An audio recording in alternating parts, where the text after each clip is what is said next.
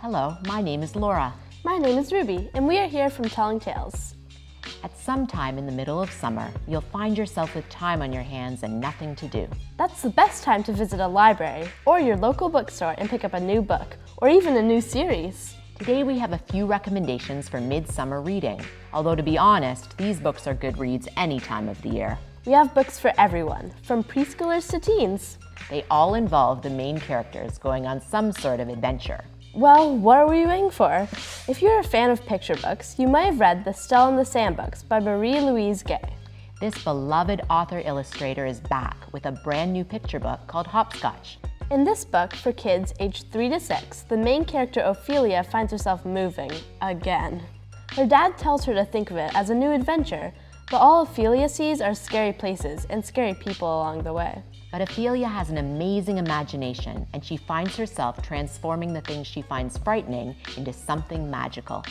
Out of the window of their motel, she sees giant rabbits with sharp teeth and hears the cackling of crow witches in the trees. Then Ophelia's adventure takes her past a laughing ogre crossing guard and into her new school, where she is greeted by a fairy princess. There's only one problem. She doesn't understand the princess or any of the kids. Everyone but her speaks French. But where does Hopscotch come in? Can Ophelia's creativity save the day? You'll have to read the book to find out. This would be a great story for anyone preparing to start kindergarten, and it's inspired by events from Marie-Louise Gay's own childhood. Our next picture book is also for kids aged 3 to 6. It's called Ronnie's Remarkable Day.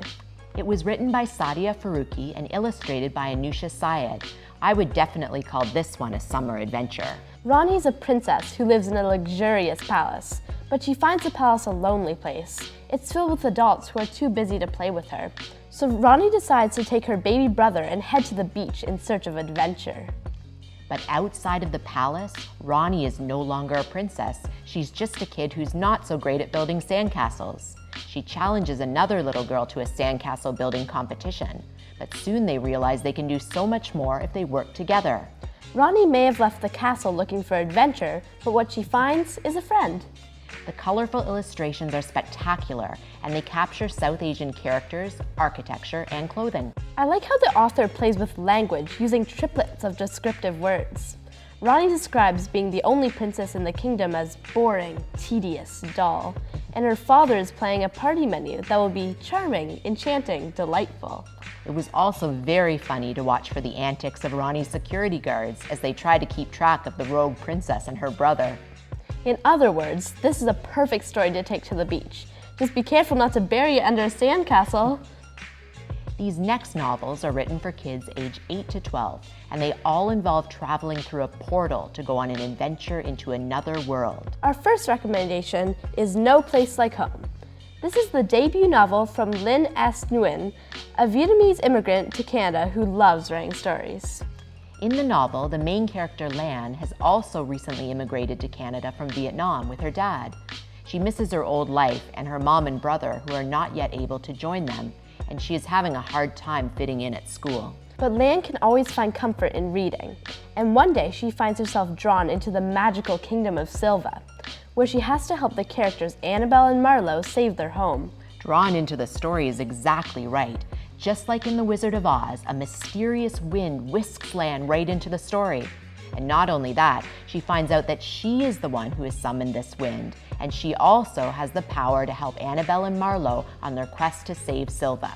She also needs to find her way home, even though she isn't sure if Toronto is exactly where she belongs. Talk about an adventure. This is the perfect book to bring some excitement into your summer reading. And the open ending leaves us with the possibility of other books to follow. It's true that sometimes one book isn't enough, and the summer is the perfect time to embark on a new series. We recommend the Misawa Saga by David Robertson. This series describes the adventures of Eli and Morgan, two Indigenous foster children who discover a magical portal that leads them to another world. It is inspired by the Narnia stories, with a specific focus on Indigenous stories and culture. In the first book, The Barren Grounds, Eli and Morgan discovered the portal and find themselves in another world.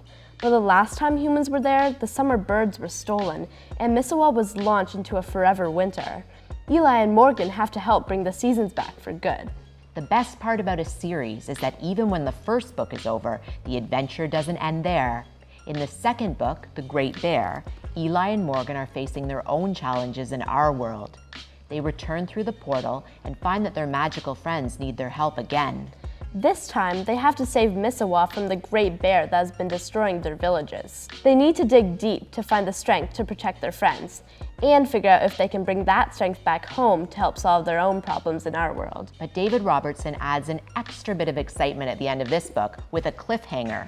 So you absolutely have to continue reading the third book of this saga, The Stone Child. Can Morgan find Eli's soul before it's too late? Don't give too much away, but you should know this. If you make it through all 3 books by the end of the summer, the 4th book will be released this October. It's called The Portal Keeper, and I can't wait to see how the adventure continues. Our final recommendation is a 2-book series for teens by SKLE. These books follow Muslim teens Adam and Zainab, who meet as they travel to Doha, Qatar. Using a dual perspective narrative, the story is told from each of the main characters' point of view. In the first book, Love from A to Z, Zainab is visiting her aunt after she was suspended for confronting her teacher, who won't stop telling the class how bad Muslims are. While Zainab is outspoken, Adam is quiet and introspective. He has recently been diagnosed with MS and hasn't told his family. He's isolating himself as a way to cope, but then he meets Zainab. Although this book deals with serious issues, it strikes a balance between social issues and a charming love story. Even though they have different personalities, a classic opposites attract trope, Adam and Zainab find that they really understand each other. The fact that they also confront ignorance, racism, and Islamophobia means that we see fully developed, nuanced characters. This multi-layered story continues into the second book, Love from Mecca to Medina, where Adam and Zainab find themselves in a long-distance relationship. Adam is still in Doha, while Zainab is going to school in Chicago. They have the chance to spend Thanksgiving week on another journey in Saudi Arabia, where they can join the pilgrimage from Mecca to Medina that is central to their Muslim faith. But that doesn't mean this book turns into a religious story. Adam's old crush is the leader of their group, and it seems like she's trying to keep them apart. And Zainab doesn't really want to be on a spiritual journey. She would rather be spending the week alone with Adam in an English cottage. The dual perspective narrative means that we understand each of the characters' feelings and struggles. And in this book, we occasionally get a third perspective, their cat, Bertha Fatima. SKLE has said that she writes characters she never saw growing up, Muslim characters living life in color in all sorts of stories. And this is exactly what we get in these novels. Fully developed characters in a story that explores faith, love, and what it means to be human. If you're looking for a new book or more to get you through the lazy days of summer, check out our recommendations. You can find out how hopscotch will help Ophelia fit in at her new French school. You can tag along with Ronnie on her remarkable day away from the boredom of the castle. You can get swept into the land of Silva with Lan and join her quest to save her new friend's home. You can join Eli and Morgan through the portal on their many adventures in the Misawa saga. Or you can follow Adam and Zainab's halal love story about faith, love, and possibility. Happy reading!